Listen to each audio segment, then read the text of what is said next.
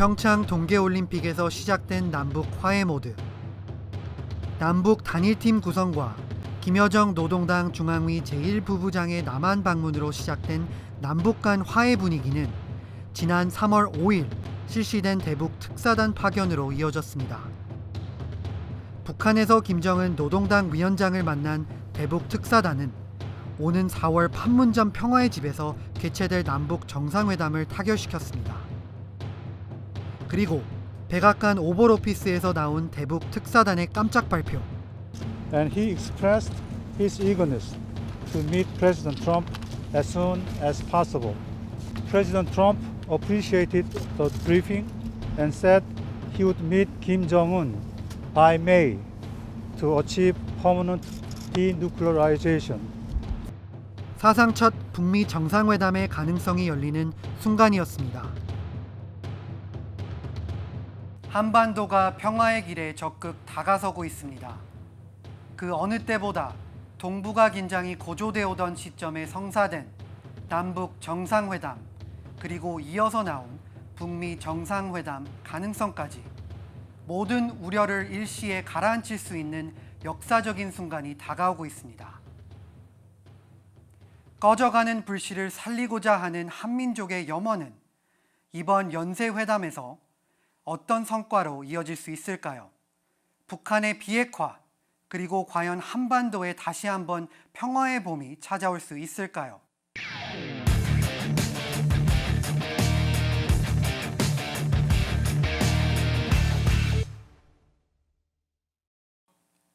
오늘 시사한타는 앞으로 열릴 남북 정상회담 그리고 북미 정상회담에 대한 기대와 과제를 알아봅니다. 스튜디오에 이우수 기자 나와 있습니다. 안녕하세요. 안녕하세요. 최근 들어 남북 그리고 북미 정상회담에 대한 이야기가 많이 나오고 있는데요. 어찌 보면 참 오랜만에 평화 모드가 이루어진 것 같아서 저도 기대가 높습니다. 하지만 그간 여러 차례 이제 한국과 북한 대화를 통해서 평화 분위기가 조성된 것도 있는데 설명해 주시죠. 네, 첫 번째 남북 정상회담은 지난 2000년 6월 13일 김대중 대통령이 방북을 해서 평양에서 그 당시 이제 김정일 국방위원회 위원장과 만나면서 시작이 됐었는데요. 노벨 평화상까지 수상하셨죠? 예, 맞습니다. 첫 번째 만남으로 인해서 남북 정상회담을 통해 이제 이산가족 상봉, 그리고 금강산 관광 등 민간 교류 사업에 물꼬가 트이면서 평화 모드가 굉장히 오랫동안 지속이 됐었습니다. 또 그 다음에 그 두 번째로 이루어진 만남은요, 그 노무현 대통령의 방북으로 육로로 방문을 처음 한 일이었는데요. 또다시 평양에서 진행이 됐고, 자주적으로 통일 문제를 해결해 나가자, 그러니까 각자 주권을 갖고 자주적인 입장으로 평화 통일을 이루어내자라는 그런 메시지를 교환했고요. 거기서 의견 일치를 이렇게 봐서 굉장히 오랫동안 또 평화 모드가 지속이 됐습니다.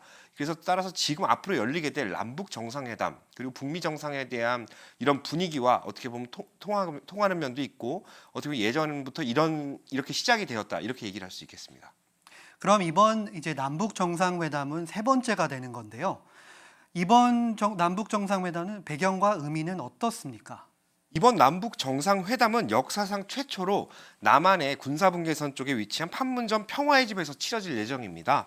북한의 수장이 처음으로 남한을 방문하는 것인데요. 앞서 말씀드렸던 지난 2000년 그리고 2007년에는 대한민국의 국가 원수가 북한의 평양을 방문했던 것이고, 이번엔 처음으로 김정은 위원장이 남한 쪽으로 내려오게 되는 것입니다.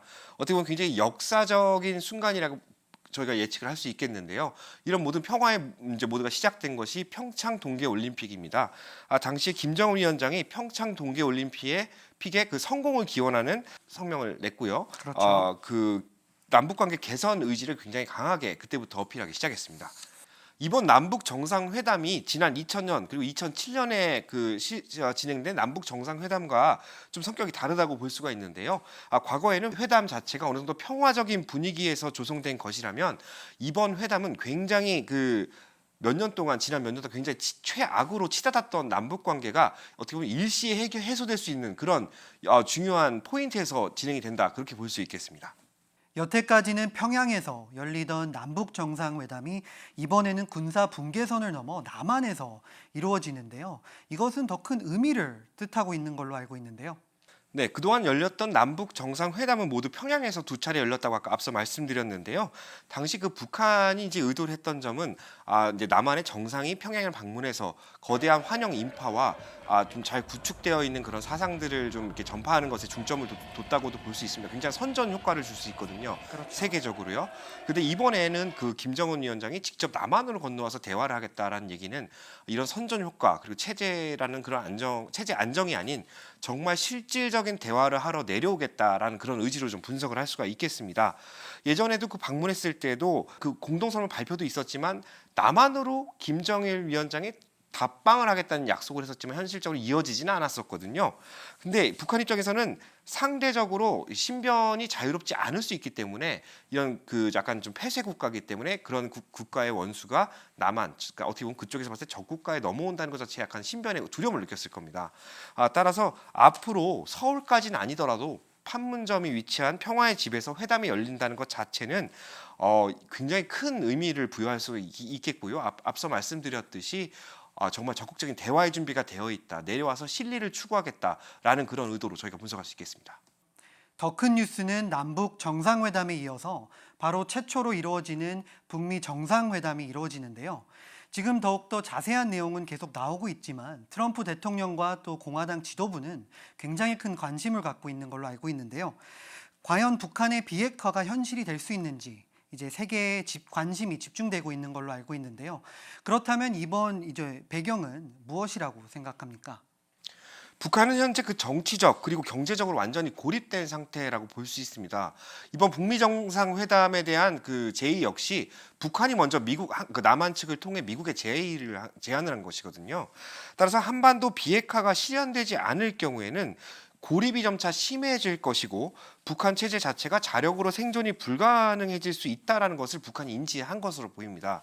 따라서 그 서구 문화에 약간 친숙한 김정은 그 위원장이 비핵화를 선언한다 하는 것은 핵을 포기하더라도 이 고립된 체제를 유지할 수 있는 어떻게 보면 하나의 카드가 될 수 있거든요. 더 이상 자력으로 생존하는 게 어렵다라는 것을 좀 느꼈고 이런 정권과 체제를 또 이어가기 위한 하나의 방편이자 하나의 그런 해소의 그 키로 보고 있는 것 같습니다. 북미 관계는 어떻게 당연하게 들리실 수도 있지만 북한과 미국이 어떻게 하는가에 따라 달려 있는데요.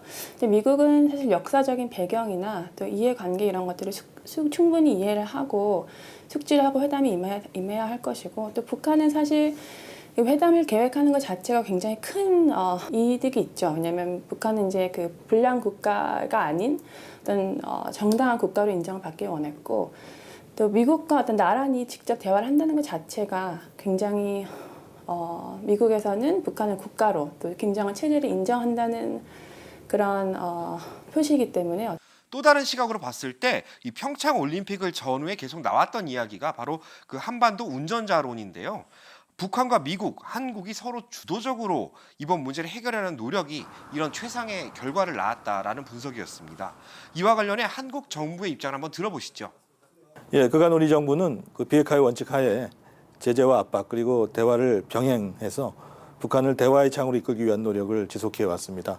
그래서 그 노력의 결과로 북한의 평창 올림픽 참가 그리고 남북, 북미 정상회담 합의를 이끌어냈다고 생각을 합니다. 따라서 이렇게 어렵게 마련된 소중한 대화의 기회를 한반도의 비핵화와 그리고 항구적 평화체제의 길을 여는 과정으로 발전시켜 나갈 예정입니다. 우선 당면한 남북, 북미 정상회담의 성공적인 개최를 위해서 굳건한 한미공조 하에 국제사회와 협력해서 모든 외교적인 노력을 경주할 예정입니다. 방금 한국 정부 입장을 들어봤는데요. 그럼 트럼프 대통령과 김정은 위원장은 지금 아무래도 서로를 경계할 수밖에 없는 사이인데 그렇다면 북미 정상회담은 과연 어디서 이루어질 수 있을까요? 네, 현재 가장 유력하게 거론되고 있는 것이 앞서 이뤄질 그 평화의 집입니다. 왜냐하면 공동경비구역 자체가 중립국 감독위원회 산하에서 보호가 되는 만큼 양국가 간의 대표, 각국 국가 원수가 안전하게 뭔가를 진행할 수 있을 때 최적의 장소로 볼 수가 있기 때문인데요. 문재인 대통령까지 만약에 같은 남한에 있을 경우 만약에 뭐 예정이 없었지만 참석을 하게 되는 경우 3개국 정상이 한 자리에 모일 수 있다는 것 자체가 또 굉장히 역사적일 수도 역사적으로 있겠네요. 좀 풀어질 수 있는 그런 그렇죠. 그림도 기대가 되는 부분이기도 하고요. 하지만 이번 회담은 김정은 위원장의 초대에 트럼프 대통령이 응하는 방식으로 치러지기 때문에 평양에서 개최될 가능성도 어느 정도 나오고 있는 상황입니다. 하지만 트럼프 대통령, 특히 미국 정부 자체가 북한은 완전하고 안전하지 않은 국가로 명시하고 있기 때문에 국가 원수의 방문을 아마 좀 제지를 할 수도 있는 상황으로 지금 분석이 되고 있습니다. 이 모든 것은 다 그 경호와 안전에 관련된 이슈에 따라서 당시 상황에 따라서 바뀔 가능성이 얼마든지 있습니다. 남북이랑 이어서 이제 북미 정상회담이 이 DMZ를 지나서 남쪽에서 이루어진다면 진짜 역사적인 순간이라고 저도 생각이 드는데요. 그럼 트럼프 대통령과 김정은 위원장이 만나면 물론 주위 국가들이 중국이나 일본에서 조금 다르게 생각할 수도 있는데 주변 국가들의 반응은 어떻습니까? 북미 정상회담을 바라보는 인접 국가들은 북미 회담의 성사보다는 그 이후의 상황에 대해 더 관심이 많습니다. 사실 미국과 북한의 정상이 만나는 것은 그동안 지지부진하던 모든 문제들, 그 외교적인 문제들을 양국의 정상이 한 번에 해결해 버릴 수 있는 그런 굉장히 커다란 역할을 하는 만남이거든요. 다시 말해서 동북아의 모든 주도권을 한국과 미국 그리고 북한의 3자 체제에서 해결되는 상황이 발생할 수 있기 때문에 중국과 일본에서는 부담스러운 그런 입장으로 작용을 할 수도 있습니다. 최근에는 이런 소식을 듣고서요, 일본의 아베 총리가 바로 미국으로 와서 트럼프 대통령 좀 만나야겠다 이런 얘기까지 좀 전해진 걸로 알고 있습니다. 저도 이 부분이 가장 궁금한데요. 미국 내 이제 북한 전문가들이 바라보는 시점은 어떤가요? 이번 북미 정상의 만남 가능성이 열린 것에 대해서 미국의 그런 안보 전문가들도 굉장히 예상외의 발표였다라는 이견이 없습니다. 저희가 남가주 지역의 그 산타모니카에 자리한 곳인데요. 대표적인 싱크탱크죠. 랜드 연구소를 직접 찾아가 봤습니다. 랜드 연구소는 지난 1948년 설립된 미국의 대표적인 싱크탱크인데요. 전 세계 순위로 봤을 때 그 4위 정도를 차지할 정도로 국제 현안에 대한 탁월한 분석으로 아주 명망이 높습니다. 이곳은 북한 전문 연구원들이 많이 상주하는 걸로 알고 있습니다. 그렇다면 랜드 연구소 측은 분석은 어떻게 나오고 있습니까? 일단 북미 관계가 그동안 악화일로를 걸어왔다는 점에서 신중하게 이번 상황을 바라보고 있었습니다. 하지만 이번 북미 정상회담이 한반도 평화를 가져올 수 있는 중요한 전환점이 될 만한 일이라는 것에서는 이견이 없었습니다. I don't think people in Korea recognize how serious the American administration is about the North Korean nuclear and ICBM threats. The American administration is very serious about that. They're prepared to do anything they can to stop that from becoming a serious problem.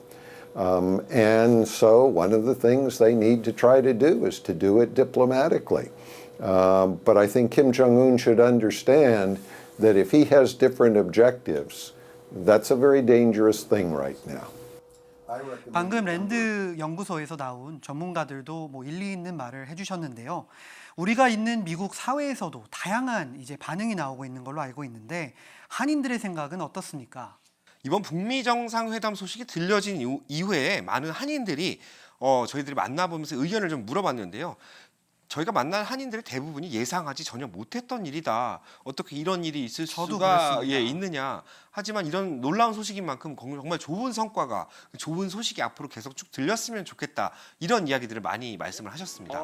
이게 굉장히 짧은 시간에 동계올림픽 다음에 갑작스럽게 이렇게 굉장히 짧은 시간에 이루어진 거라서 굉장히 조금 놀랍기도 하고요. 그리고 굉장히 큰 기대감을 갖고 있습니다. 그리고 김정은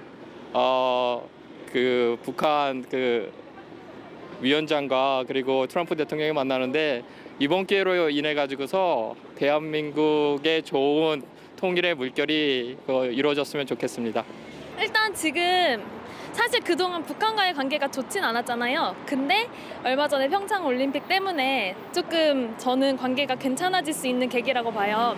그래서 이참에 이런 정상회담이 잘 돼가지고 좀 좋은 결과 있었으면 좋겠어요. 우리의 소원은 통일이고 또 우리 진짜로 제 소원도 통일입니다.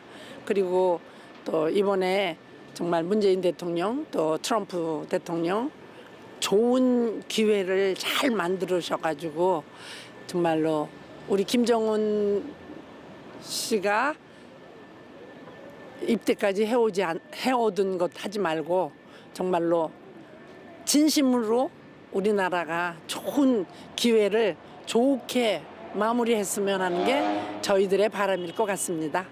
이러한 한인들의 희망들이 평화의 결과로 이루어졌으면 좋겠습니다. 중요한 회담을 앞두고 트럼프 대통령이 가장 높은 외교 라인을 전격 교체했는데요. 이것이 북미 정상회담에 미칠 수 있는 영향은 어떤 것들이 있습니까?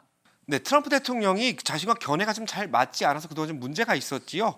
틸러슨 국무장관은 이번 주에 갑자기 경질을 했습니다. 그리고 그 CIA 국장이자 자신과 좀 비슷한 성향을 따르고 잘 따르는 사람이죠. 마이크 폼페이오를 국무장관으로 새로 이동을 시켰는데요. 북미 정상회담이라는 큰 그 과업을 놔두고서 이런 인사가 있었다는 얘기는 아무래도 트럼프 대통령이 지금 이 굉장히 이 북미 정상회담에 많은 신경을 쓰고 있다는 것을 좀 그렇죠. 보여주는 예로도 저희가 생각을 할 수 있겠습니다. 북한의 경우 이번 회담을 통해 전 세계적으로 전방위로 이렇게 다가오고 있는 대북 체제에 대한 벗어남을 꼭 실현시켜야 된다는 입장을 보이고 그렇게 하는 입장이라면 미국의 같은 경우에는 반드시 북한의 비핵화를 실현시켜서 좀 어떻게 보면 좀 평화적인 모드로 갈 수 있는 그런 한 단계의 과제를 해결해야 되지 않나 그런 입장으로도 보고 있는 상황입니다. We have to remember that talk is, in English we say talk is cheap. You can say whatever you want to. What you do is oftentimes very different, especially for Kim Jong-un. So he may have said he was quite willing to give up his nuclear weapons, but whether in reality he is a whole different question. 작년 트럼프 대통령 취임 이후 아주 중요한 자리인 주한미 대사 자리가 공석으로 계속 있는데요. 이번에 여러 가지 언론을 따르면 트럼프 정권 안에 한국 전문 아니면 북한 전문 관계자들이 너무나 부족하다. 이래서 요번에 이제 어려운 공화당의 중간 선거가 있지 않습니까? 거기서 이제 에드로이스, 이제 친한파 의원으로 알고 있는 연방 하원 의원 에드로이스가 이제 2018년 임기를 마치고 이제 자기는 사임하겠다는 표현을 했는데 이분이 지금 이제 주한미 대사로 거론이 되고 있는데 이분이 아마 이런 북한, 한국 전문 이제 트럼프 정권 안에 있는 전문가로 이제 나설 것 같은데 어떻게 생각하십니까? 네, 충분히 가능성이 있다고 저희가 보고 있고요.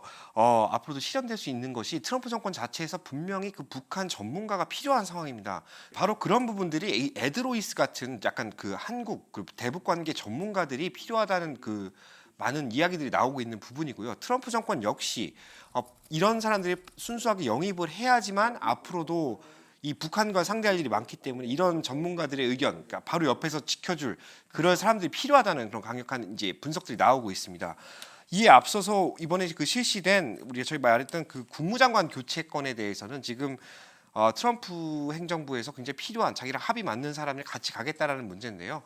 이 부분에 대해서 국무장관 인준에 대한 문제가 아직 남아 있습니다. 사실 이게 트럼프가 선임을 했다고 해서 바로 되는 건 아니니까요. 연방 상원이죠. 네, 상원을 통과해야 되는 문제가 남아 있기 때문에 만약에 상원에서 이런 결정이 좀 오래 지속이 되거나 일부러 좀 고의적으로 늦출 수도 있는 부분이 있거든요.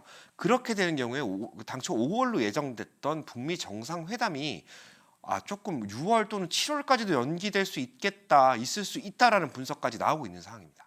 이번 북미 정상회담은 정말 많은 가능성을 열어두고 있는데요. 그리고 굉장히 역사적인 순간이라고 저도 믿습니다. 하지만 이제 남북 간을 나아가서 이제 이 정상회담을 통해서 세계 평화가 이루어질 수 있는 기대가 많이 모으고 있습니다. 그렇지만 정말 이 정상회담을 통해서 세계 평화가 열릴 수 있습니까? 북미 정상회담에 앞서 남북 정상회담이 최초로 남한에서 열린다고 아까 저희가 말씀드리지 않았습니까? 네. 문재인 대통령이 평화의 물꼬를 터놓고 트럼프 대통령이 그 이후에 확답을 해주는 것이 가장 어떻게 보면 평화롭고 아름다운 결말로 예고되고 있는 상황입니다. 사업가 기질이 투철한 트럼프 대통령과 국제적인 압박과 고립 속에 갇혀 있는 김정은 위원장이 정말 만남이 성사되고 서로가 원하는 일부분들이 좀 채워질 경우에 세계 평화의 가능성은 얼마든지 나올 수 있지 않겠는가라는 분석들이 나오고 있습니다. 트럼프 대통령은 북한의 비핵화를 필두로 한반도의 평화를 임기 내 주요 업적으로 가장 남기고 싶어 하는 걸로 저희가 분석이 되고 있는데요. 이는 아무래도 그 트럼프 정권에서 여러 가지 비판도 있었고 비핵화를 만들어낸다는 것은 트럼프 정권이 그동안 갖고 있는 수많은 비난의 목소리를 한번 해결할 수 있고 국제사회에도 기여할 수 있는 하나의 커다란 해결책으로 작용할 수 있기 때문으로 분석되고 있습니다. 이번 주 캘리포니아를 방문한 트럼프 대통령은 뭔가 위대한 일이 있다고 말을 해서 굉장히 기대를 높여가고 있습니다. 그리고 이번에 윌셔 그랜드 호텔에서 하룻밤을 지내서 더욱더 큰 상징성 있는 의미를 남기고 있다는 이야기가 나오고 있는 것 같습니다. 이번 회담을 통해서 진정한 평화가 이루어질 수 있도록 저도 기대를 해봅니다. 수고 많으셨습니다. 일각에서는 이번 연쇄 정상회담에 대해 우려와 부정적인 시각도 일부 없지는 않습니다. 하지만 11년 만에 다시 성사된 남북 정상회담, 그리고 사상 첫 북미 정상회담의 가능성이 열린 것은 세계에 유례가 없던 역사적인 사건인 것만은 분명합니다. 한국과 미국, 그리고 미주 한인사회 모두가 이번 연쇄회담을 통해 최상의 성과가 나오길 한마음으로 응원해야 할 것입니다.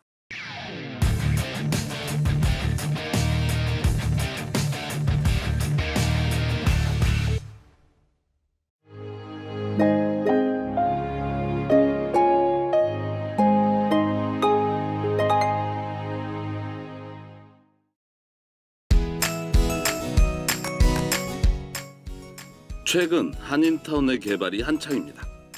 새로운 아파트와 콘도가 지어지고 있으며 지하철 공사도 진행 중입니다. 먼 미래를 위해 시작된 공사들이지만 시민들은 불편함을 겪고 있습니다. 외국인들의 유입이 많아지면서 어느 정도 자리를 잡은 유가. 유가는 식당과 술집, 노래방 등이 밀집돼 있어 외국인들이 가장 선호하는 지역이기도 합니다. 그렇다면 한인타운 유가의 개발은 언제부터 시작됐을까? 28년 전으로 가보겠습니다.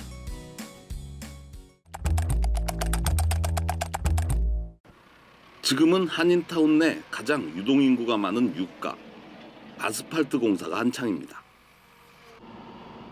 지금 도로 공사가 진행 중인 유가의 버먼트 애브뉴에서 옥스포드 애브뉴 구간 도로 확장 공사가 내년 5월에 모두 끝나면 이곳의 차량 통행이 훨씬 부드러워질 것으로 전망됩니다. 1990년만 해도 유가의 경기는 활발하지 않았습니다. 48피트였던 길이 58피트로 늘어났으며 미터 파킹도 없었습니다. 윌셔와 벌몬입니다. 당시 벌몬 선상 유가와 윌셔 사이에 있는 남대문 시장도 기억납니다. 유가와 함께 웨스턴, 한인 상권의 발전도 같은 시기입니다. 최근 들어서 코리아타운 웨스턴가가 새로운 한인 종합상가 지역으로서 그 격과 틀을 형성해 나가 타운 상가의 기존 위치에 큰 변화를 주고 있습니다. 위에서 보이는 웨스턴입니다. 지금은 3층짜리 건물과 함께 들어선 마켓의 명칭은 바뀌지 않았습니다. 한인타운의 인구 유입도 이때부터 본격적으로 늘어난 것으로 보입니다. 처음 이민 생활에서는 저희들이 나쁜 동네에 살았는데 이제 점점 경제적인 여건이 좋아지기 때문에 저희 이민자들이 이 근처로 많이 오게 된 것이 가장 중요한 원인이라고 보고 있습니다. 바뀐 상점도 보이지만 아직도 영업을 하는 업소들도 적지 않습니다. 올림픽입니다. 자동차들만 옛날 차들일 뿐 상점들은 지금과 크게 다르지 않습니다. 올림픽과 놀만디의 경우 지금과는 다르게 신호등의 시간이 짧아 노인들의 안전에 문제가 되기도 했습니다. 올림픽과 놀만디의 횡단보도입니다. 한인들이 많이 이용하는 이곳을 직접 건너보겠습니다.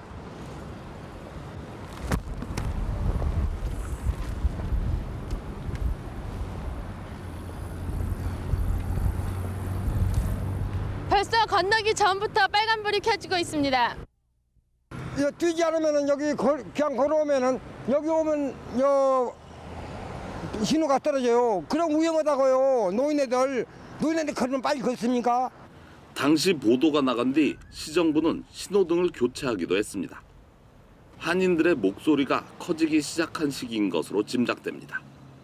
그렇다면 더 오래전 한인타운의 교통 문제는 어땠을까?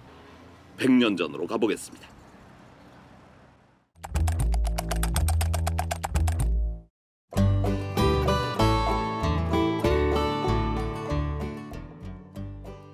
1920년대 윌셔와 웨스턴입니다.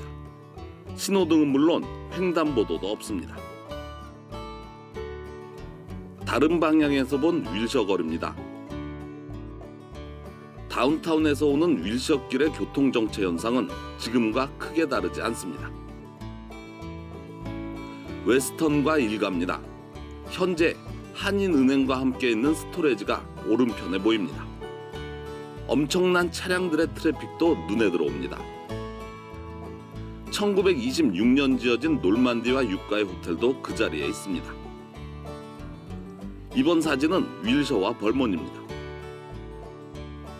지금은 케네디 고등학교가 된 엠베세더 호텔 앞에서 멋을 한껏 부린 여인이 말을 타고 있는 모습이 인상적입니다.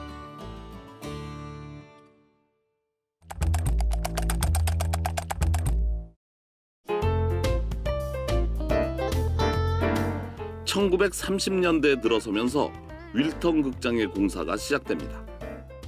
이후 극장이 들어서면서 윌셔와 웨스턴 상권이 발달하게 됩니다. 최근 유적지로 결정된 윌셔 잔디광장도 사진 왼쪽에 자리 잡고 있습니다.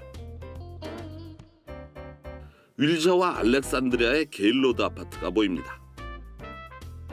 당시 이 아파트의 소유자인 동시에 부동산 재벌로 알려진 게일로드 윌셔 씨는 1890년대부터 윌셔길을 번영시킨 장본인이기도 합니다.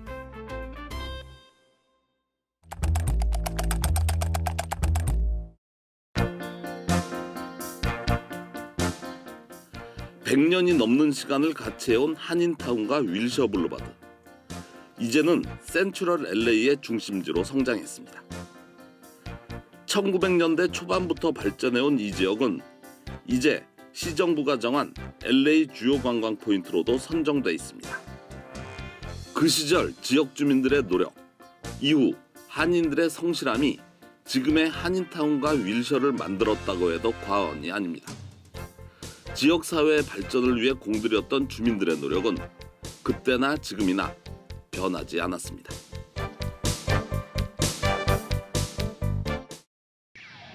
한인들의 시각으로 던지는 날카로운 한방. 여러분들의 소중한 한마디가 시사한타를 만듭니다. 시사한타에서는 시청자들의 제보를 기다립니다. 다음 주 저희는 또 다른 한타로 돌아오겠습니다.